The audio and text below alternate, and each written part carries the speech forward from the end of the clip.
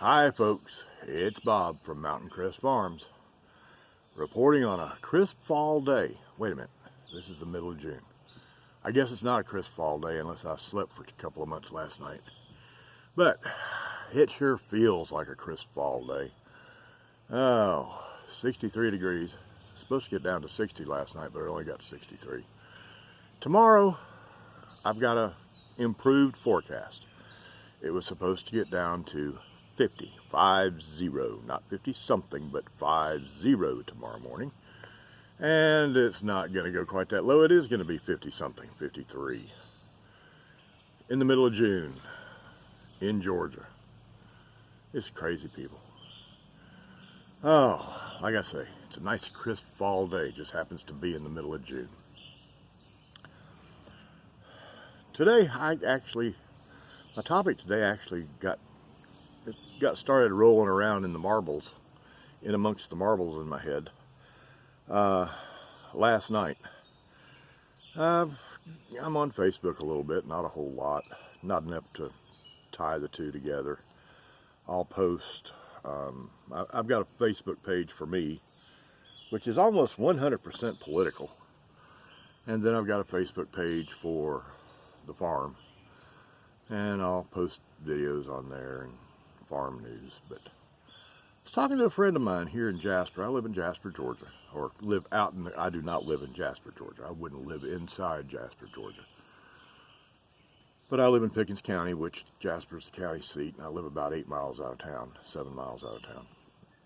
And I was talking to a friend of mine last night on Facebook who has a roadside vegetable stand. He's got a small farm, and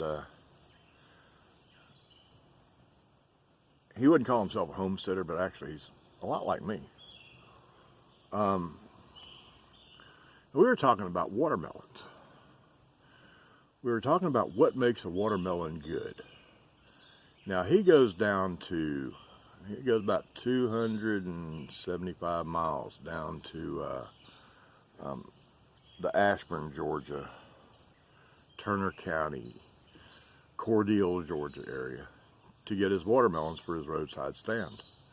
They come in earlier down there, and they're a lot more available. Here in Pickens County, we're strongly agriculture, but it's mostly livestock. There's a lot of chickens here, and lots of cattle. There's not much in the way of row crops. We're in the hills. We're in the mountains.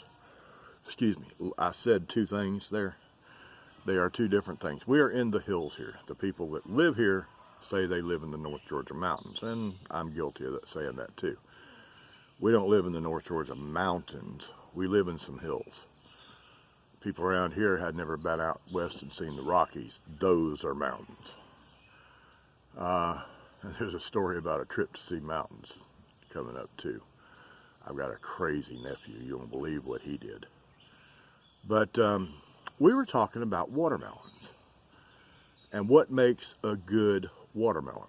And he was talking about this farmer down in Turner County, Georgia, that grows some absolutely awesome watermelons that he goes down and gets. Grows them just for him and for his stand, and that he goes down and gets. And I was thinking about watermelons when we were talking, and what makes a good watermelon. I don't know what variety he goes and gets. I know my personal favorite is a variety called Black Diamond.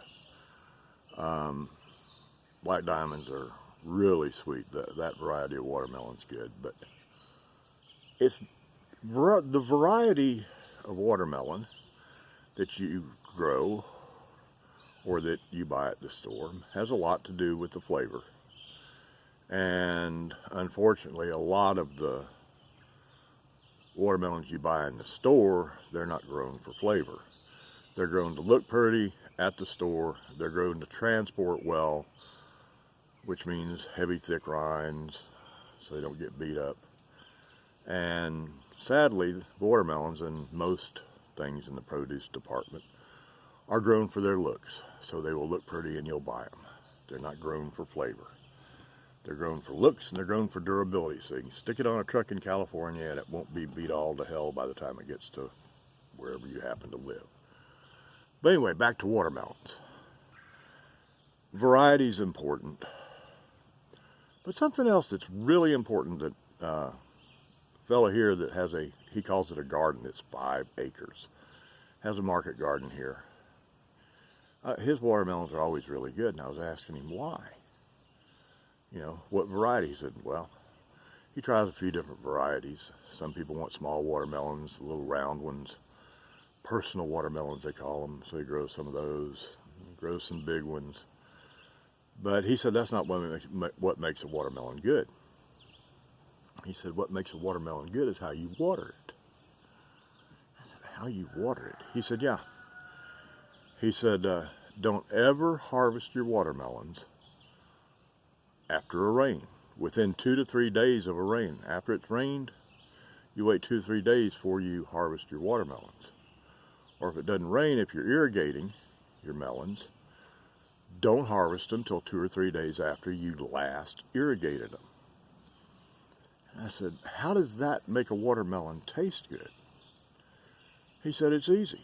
He said, a watermelon, once it's full size and ripe, he said, there's only so much flavor in a watermelon. And just like with anything else, if you add water, you dilute the flavor. So you want the watermelon to dry out just a tiny little bit before you harvest it, so there won't be so much water in there diluting the flavor. He says just like a pitcher of lemonade. Make a half a gallon of lemonade, tastes real good. Dump a quart of water in there with it, and all of a sudden, the taste is okay, but it's not very strong, it's diluted. He said same thing happens with watermelons. He said if it rains and they soak up a lot of water and then you harvest them, you've got a diluted watermelon. Or if you water today and harvest tomorrow, you've got a diluted watermelon. He said you need 2 to 3 days of dry so that the watermelon can dry out just a little bit and the flavor will intensify and you don't wind up with watery, flavorless watermelons. And that makes sense. We dilute a lot of things, you know that? This day and time, we don't want to offend people. So, a lot of times we'll have a principle that we strongly believe in, we think. We say, at least we claim we strongly believe in a principle. And I'm not talking politics, although it applies there in a lot of cases. I'm talking about anything. We'll have some strong beliefs, but we won't speak them strongly for fear of offending somebody. In other words, we dilute our message. I don't care if you're talking about politics. I don't care if you're talking about religion. I don't care if you're talking about barbecue, for God's sake. We don't want to offend people. I mean, it doesn't have to be something important like politics and religion. I'll give you a good example. Barbecue.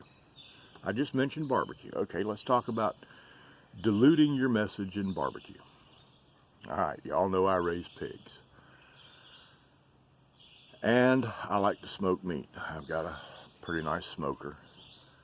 And I smoke all kinds of meat. I smoke fish. I smoke beef brisket. I smoke chicken. I don't call it all barbecue though. I call it all smoked, but I don't call it all barbecue. And that's because there's no such thing as barbecue. Now there is barbecue style, but there is no such thing as barbecue if it doesn't come from a pig. That's just the way it is. And you know, people get offended at that. If you don't think people get offended at that, you tell a Texan that smoked brisket is not barbecue, because it's not. A brisket's part of a cow. That's beef, and beef is not barbecue.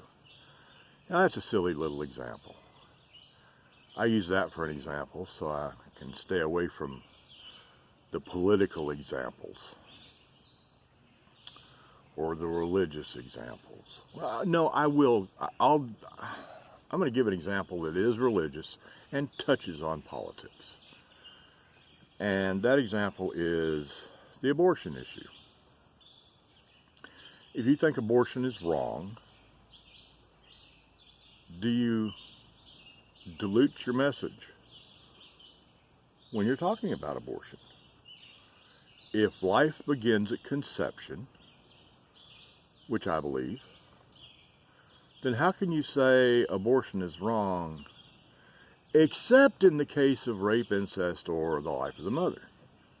Now, if abortion is wrong and life begins at conception, then I don't care how that pregnancy happened, through rape or through incest. And as far as the life of the mother, frankly, talk to any good pediatrician and obstetrician, that's not even in play anymore, except in the cases of pregnant women that have cancer. Pregnancies, babies can be brought to term without endangering the life of the mother, so we'll leave that one out. But we'll talk about, except in the case of rape or incest. Rape's a horrible thing. It is a horrendous incident that can happen in a woman's life, and I cannot imagine it happening to me. Incest. I personally think people that abuse children, their daughters, their stepdaughters, need to be taken out and shot. But if either one of those results in a pregnancy, the only decision is, do you believe that abortion is wrong? Do you believe that life begins at conception? Because if it does, if abortion is wrong, if life does begin at conception, it doesn't matter how that life occurred. It is a human life. So I'm not, okay, I let the cat out of the bag. Yes, I am anti-abortion, but I'm not going to get into a lot of details and reasons. The point I'm trying to make here with that example is, don't dilute your message. Just like you don't want to dilute a watermelon by watering it shortly before you harvest it. When you have principles, stand for them. Stand strongly for them. Don't dilute your message.